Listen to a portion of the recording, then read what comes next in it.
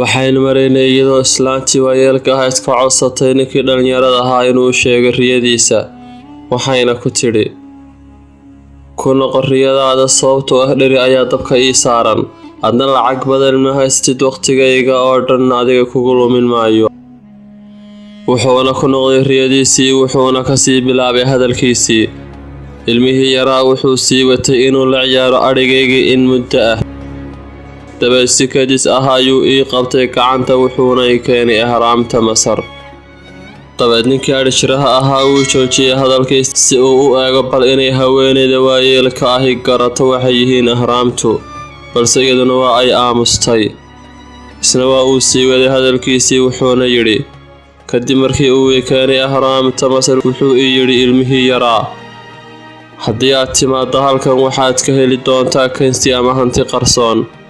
isla markii uu ku dhowaa inuu ituso goobta saxda ah ayaa aan hurdada ka toosay labadii goorba. haweeneydii waayeelka ahayd cabbaar ayaa ay aamustay, kadibna waxay si fiican u qabatay gacmaha ninkii adhijiraha ahaa.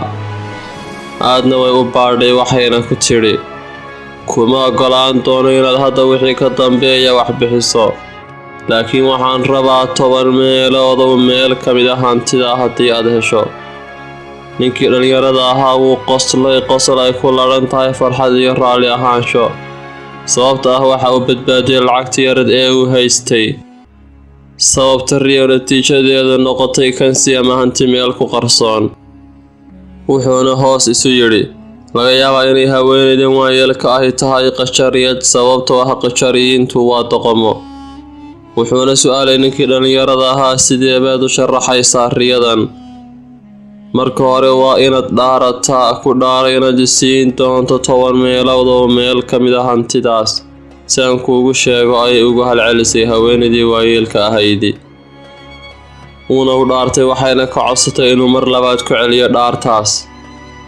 intaas kadib ayay ku tidhi islaantii, waa riyo ku timi luqadda kowniga ama dhulka. waa riyo aan awoodo fasirideeda, laakiin waa fasiraad aad u adag. waxaana filayaa inaan helayo qaybtayda, waa tanna fasiraadeedu. waa inaad tagtaa ahraamta Masar, anigu weligay ma maqal, laakiin ka ku tusay haddii uu ilmo yar yahay waxay ka dhigan tahay inay tahay runtii oo ay jirto. halkaas ayaad ka helaysaa kansi ama hanti kaa dhigaysa nin qani ah. ninkii dhalinyarada ahaa markii hore wuu yaabay, balse wax yar kadibna wuu xanaaqay. uma baahnayn inuu ka maqlo islaantan hadal aan waxba kusoo kordhinayn, balse wuxuu xasuustay inaanu wax beddel ah bixin. wuxuuna yidhi, baahi uma qabo inaan waqtigayga ku lumiyo haddii arrinkuba sidaa yahay.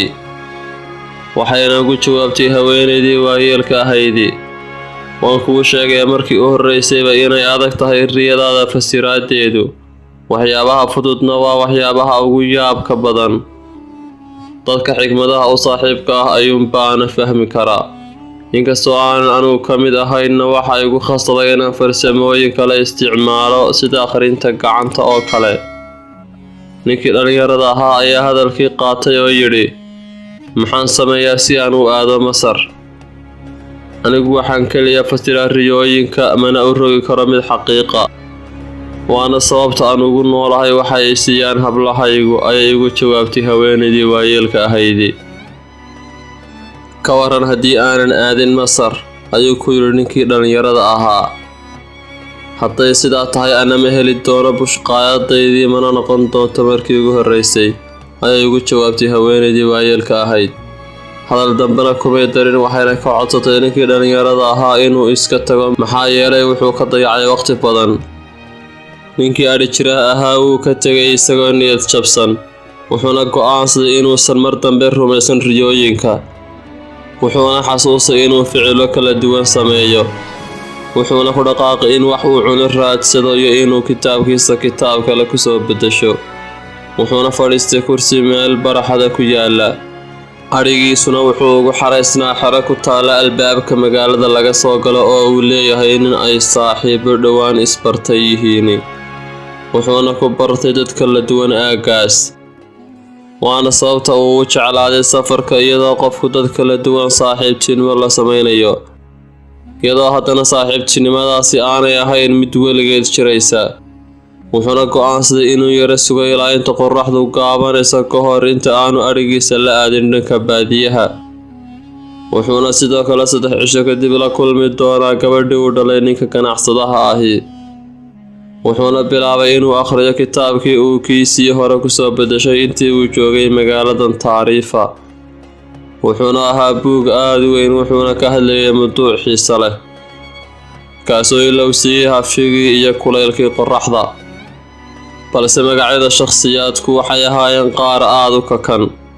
wuxuuna naftiisa kula xanshaashaqay in haddii uu maalin maalmaha ka mid a alifo ama qoro buug inuu shakhsiyaadka uu buugiisu ka hadli doono uu mid isugu xejin doono, si ay qofka akhristaha ah ugu fududaato inuu dhakada ka qabto. hal cabbaar ah kadibna waxaa soo ag fadhiistay nin oday ah. wuxuuna ku bilaabay inuu la hadlo, wuxuuna isaga su'aalaya ku bilaabay, maxay samaynayaan dadkaasi?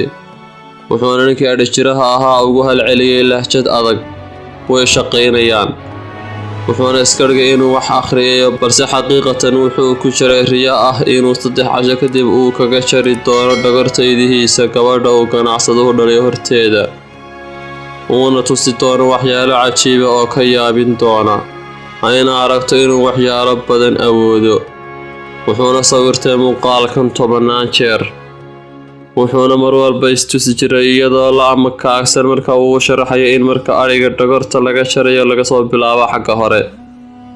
wuxuuna ku dadaalayay inuu soo xasuusto sheekooyin kala duwan si uu uga sheekeeyo inta uu idaha suufka ka jarayo. waxayna u badnaayeen sheekooyin uu ka akhriyay buugaagta, uuna ugu sheekayn doono sidii inay isaga ku dhaceen, sababtoo ah ma fahmi karto mar haddii aysan aqoon sida loo akhriyo buugaagta. odaygii wuxuu ahaa mid hadal badan, rabayna inuu la sheekaysto ninkan dhallinyarada ah. wuxuuna u sheegay inuu daalan yahay uuna haraadsan yahay. wuxuuna ka codsaday ninkii inuu siiyo cabbitaan. wuxuuna ninkii dhallinyarada ahaa siiyey quraarad uu cabbitaan ugu jiray si uu uga aamuso ugana tago. balse wuxuu ahaa ninka odayga ahi mid raba kuna adkaysanaya inuu la hadlo ninkii dhallinyarada ahaa. wuxuuna weydiiyey ninkii adhijiraha ahaa buugga uu akhriyayo. wuxuuna ku hamiyey ninkii adhijiraha dhallinyarada ahaa inuu booska beddesho, balse waxa uu soo xasuusay inuu aabihii ku tarbiyadayay inuu dadka waaweyn ixtiraamo.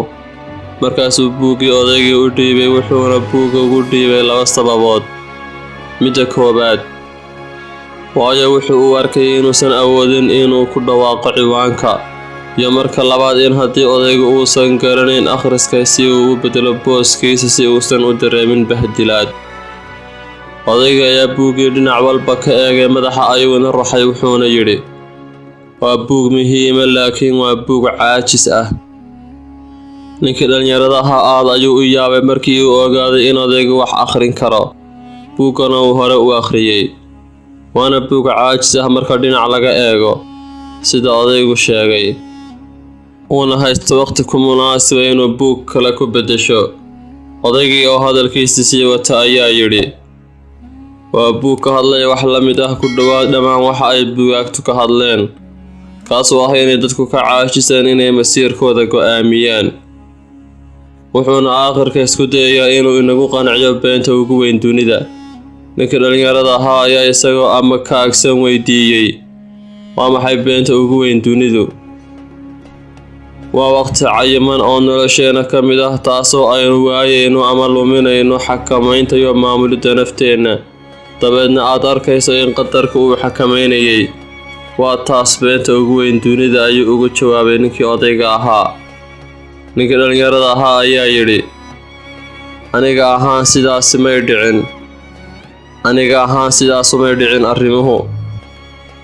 yacnii wuxuu u jeedaa in xakamaynta naftu gacanteeda ka baxdo. waxay faamiligaygu rabeen inay wadaad diimeed aan noqdo, laakiin waxaan go'aansaday inaan noqdo adhijire. tani aday kuu fiican tahay maxaa yeelay waxaad jeceshahay inaad safarto, ayuu ugu jawaabay odaygii ninkii dhallinyarada ahaa.